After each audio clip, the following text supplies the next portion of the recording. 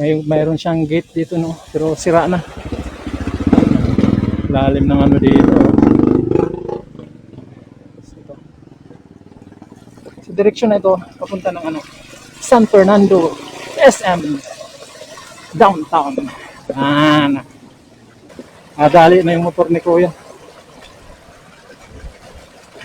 Ang tigas. Kaya natin yan. Yan, SM downtown. Yan. Hindi lang tao. Lalim, oh. Hala ka diha. Lumililo. Umapaw na yung ano dito, oh. Oh. Para nakakatakot sa tignan yung tubig, oh, paikot-ikot. Yan, yan yung galing tayo doon sa kabilang dulo. Yan dito siya. Ito yung nagiging creek dito. Ayan, oh. Tagos yan dito sa kabila. Ayan, oh. Tingnan mo, mayroon siyang ano. Para siyang mayroon siyang gate dito, no, pero sira na. Lalim ng ano dito. Ano pala yung adventure natin ngayon? You know? Inaayos na nila yung kanal dito. Yun nga lang. Ganon pa rin. Yung mga bata, tuwan-tuwa sila. Dahil sa ilang araw na tuloy-tuloy na pag-ulan, halos ang araw ay hindi na masisilayan. Kaya ang nangyayari, pumasok na ang tubig pati dito sa mga kabahayan. At dahil sa taas na nga ng tubig na aking nakikita dito sa aming kapaligiran, naisipan kong mag-ikot o puntahan ang iba pang lugar dito sa may bahagi ng San Fernando, Pampanga. Kaya sa video natin ito, samahan nyo ako at iikutin natin ang ilang mga street o mga kalye na kinain na ng tubig dahil sa tuloy-tuloy na pag-ulan. Ito ay sa may bahagi ito ng isang barangay sa may San Fernando, Pampanga. At makita nga natin dito na ito ay kalsada ito. At ito pag dire-diretsuin natin to, mararating natin ang SM Downtown. Dadaan tayo doon sa may ilog. Dito mataas ito dito. Ayan.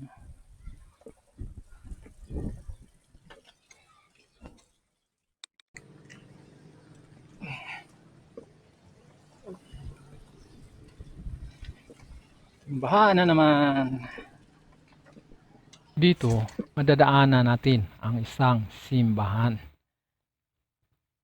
At sa parte ngang ito, kinain na rin ng tubig ang kalsada. At itong sa gilid na to ay malalim ang kanal dyan, kaya napakadelikado. Pag ma-shoot ka dyan, naku, pasok ka talaga dyan sa loob ng kanal na yan. At ito naman, ganito ang itsura sa harapan ng simbahan. At ang simbahan ay maswerte dahil medyo mataas ang bahaging ito ng simbahan, no? Kaya hindi siya inabot ng tubig. Ngayon ito. So, dire-diretsuin lang natin ito ay papunta ito sa direksyon ng Mega World Capital Town. At kung makikita nga natin dito na kakaunti lang yung mga dumadaan na mga sasakyan ngayon dahil nga sa ganitong sitwasyon ng kalsada na inagaw na ng tubig. So itong makikita natin yung mga may tubig ay ito po yung bahagi na medyo mababa siya. At yung mga matataas na lugar kagaya dito, wala tayong makikita na tubig. At ito pala yung isang tulay dito. Ito ay tulay ito. At makita nga natin dito sa tulay na dito. Ayan. So huminto nga tayo dito sa may tulay na ito at na mapansin natin na malapit nang umapaw itong ilog dito sa kaniyang flood control. Ayan, oh. So ilang roller na lang yung yung abutan na ng tubig dito sa may parteng ito. Yan. So dito ang direksyon ng tubig ay papunta yan papunta. Dito naman papasukin natin yung lalapitan. Tingnan natin dito sa ilog dito at makikita nga natin na halos dito tatawid yung NECR. Yan, oh.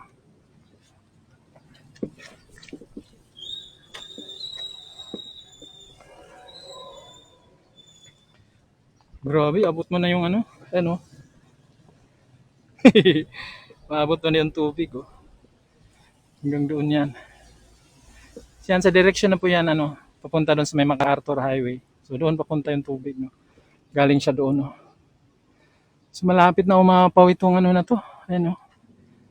Ito yung flood control nila.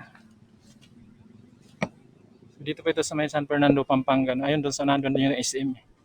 SM downtown. Dito ilang metro na lang tayo sa SM San Fernando downtown. At makikita natin ang sitwasyon ng SM dito. So dito, ayun, no? Ito yung sa pagano ng ilog, no? Tumatawid siya sa ilog. Ayun, no? Malalim yun dito. Ayan, dito pala yung ilog, oh. Umapaw na. Oh, lumililo. Umapaw na yung ano dito, oh. Oh. Parang nakakatakot sa tignan yung tubig, oh, paikot-ikot. Yan yung galing tayo doon sa kabilang dulo. Ngayon dito siya. Ito yung nagiging creek dito. Ayan, oh. Tagos yan dito sa kabila, ayan, oh. Tingnan mo, mayroon siyang ano, para siyang mayroon siyang gate dito, no, pero sira na. Lalim ng ano dito, oh. So direksyon na ito papunta ng ano, San Fernando SM downtown. So walang sasakyan, baha yung ibang mga lugar, kaya hindi makalusot yung mga sasakyan dito. So kung makita natin dyan sa kabila na yan, maraming mga ancestral house dyan. Ayan, mga lumang bahay. Grabe lakas ng hangin. Tinatanga yung payong natin. Ayan. May mga nakalagay siyang mga, mga pangalan. Uy, lumalakas naman ang ulan. The rain is falling down. So, malinis yung ano, no? Malinis.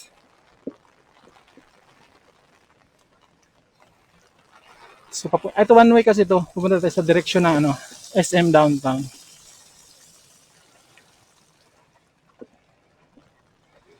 Dito. Ang hangin. Tinatanga yung payong natin. Hala! Pati dito pala. Ngayon ko lang ito naranasan to. Babahain pala dito sa may ano, may SM, oh. Ito sa harap ko to sa SM, no, downtown. Yun, oh. Hala! Nagulat ako dito. Ganito pala kalalim tubig sa harap ng SM. Dito. Uy! Nakakatakot naman yung nadaanan natin. Dahil malalim ang tubig, wala tayong nakitang mga nakapila na mga namamasada sa parting ito. Malalim yung banda sa ano dyan. May mga nasalubong na tayo na nagtutulak na Yan, si ng Kuya. motor dahil tumitirik na. Dahil malalim nga ang tubig sa parting ito. Nadali na yung motor ni Kuya. Papasok na pala tayo sa lampas tuhod sa harap ng Oh, ang SM. tigas. Kaya natin yan. Yan, SM downtown. At dito, nagsimula ko nang naramdaman ang puwersa ng tubig na halos hindi ko na maipadyak ang aking Lalim, bisikleta. oh. Hala ka diha. Ramdam na ramdam ko na dito ang tulak ng tubig. Kalahati na yung ano natin, gulong natin. Sa lakas ng electric current, sabi ni ma'am, kaya napahinto tayo. Patibayan na lang to. Oh, Pakiramdam ko, may tumutulak sa atin, pabalik. grabe. Tigas. Tibay ng electric bike ni Kuya, oh. Uwah! Uwah! Sa sobrang lakas ng agos, halos matakay na tayo sa naalon ng nakasalubong natin. Grabe. Ang lalim pala dito. Parang tinutulak tayo, ah. Dito banda ang may pinakamalalim, kaya nagsarado na ang mga nagtitinda sa gilid dito. Ibang klase yung ano dito. Tinutulak tayo. Umiikot yata yung tubig dito. At dahil hindi tayo handa, nabigla tayo sa tigas at sa pagkipaglaban sa agos ng tubig sa parting ito. Hinihingal tayo at halos hindi na tayo makarating doon sa kabilang dulo. Ang lakas ng ano. Salamat, kinapos man pero nakatawid tayo. At ito na nga yun dito sa may San Fernando, downtown. Grabe ang lakas ng agos. At makita na nga natin sa unahan, sa bandang kanan, dyan po yung San Fernando Municipal Hall. At sa bandang harap naman, ayan po yung San Fernando Cathedral. At ito na nga, pakana na tayo dito. At ayan, wala ng tubig. At kita nga natin dito si Kuya nagtutulak na sa kanyang motor dahil tumirik sa may malalim na bahagi. Ayan, umulan na naman. Bumuhos na naman ang ulan, parang may timer na 3 minutes ang ulan. Hinihingal ako dun ah. Grabe, lakas ng agos po.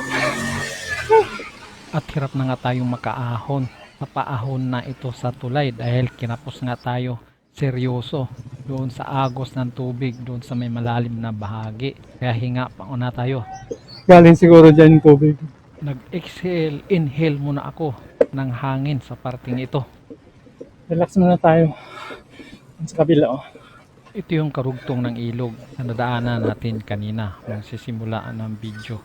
At ito ay palabas na ito, papunta ng Pampanga River, yung ilog na ito. Grabe. Ayan. Pinakapos ako doon ah. Akala ko madali lang. Kaya nagpatuloy na tayo sa direksyon na papuntang MacArthur Highway. Basa yung buta natin. Maraming bahagi sa paligid dito ang nalubog na sa baha. Hindi lang natin gaanong nakikita.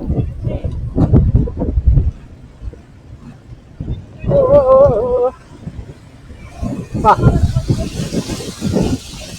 Dito hindi ganong matigas doon. Grabe ang tigas doon. Sa ano na yun? Pero yun ang harap ng SM. Grabe ang tigas na parang iniikot yung ano. Pinipigilan ka. Hindi pa rin tayo nakamove on sa nadaanan natin doon sa may harap ng SM. Kaya hanggang dito, magulbol pa rin tayo. May mga mangilan-ilan din na nagmamaritis lang din sa baha. Kagaya natin. Yung e-bike ko, lumulusot sa baha.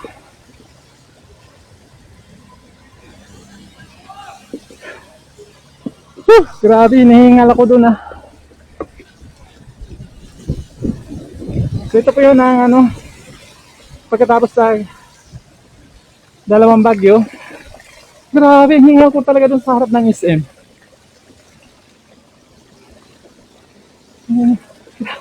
First time kong maranasan yun doon. Hanggang dito, nagbagolbol pa rin So, tayo. ito din oh. Hindi pa rin tayo nakamove on.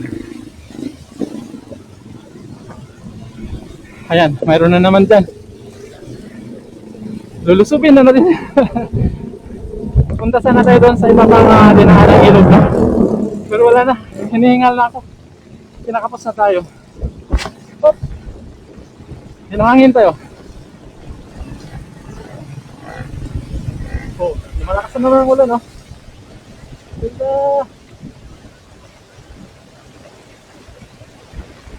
Oh, di ba? Ito sa may MacArthur Highway. Ano pala?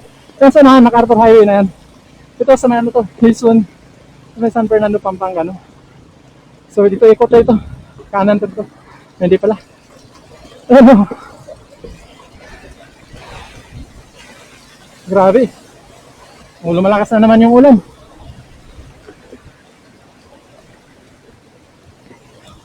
Ano pala yung adventure natin ngayon? You know? Inaayos na nila yung kanal dito. Yun nga lang. Ganon pa rin. Yung mga bata, tuwan-tuwa sila. Masok tayo dito. Oh, lakas ng hangin, lakas ng ulan. Kalahati na yung ano natin, no? Yung mga bata. Ganda. Sa bahaging ito, tatagusin ko sana hanggang dulo dahil nakita ko mukhang magandang adventure ito dahil sa napaka lawak ng nagkakaroon na ng tubig. Pero sinabihan ako ng mga bata na malalim na daw ang parte doon sa unahan. Kaya napag-isip-isipan ko na bumalik na lang dahil baka mamaya ay dito tayo matuluyan.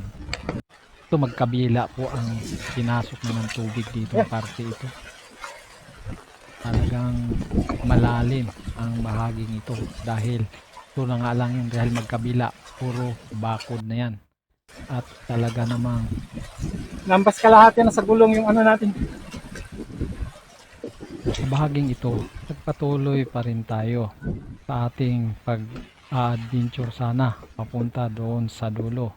Pero pagdating dito ay napagdesisyon na nga tayo.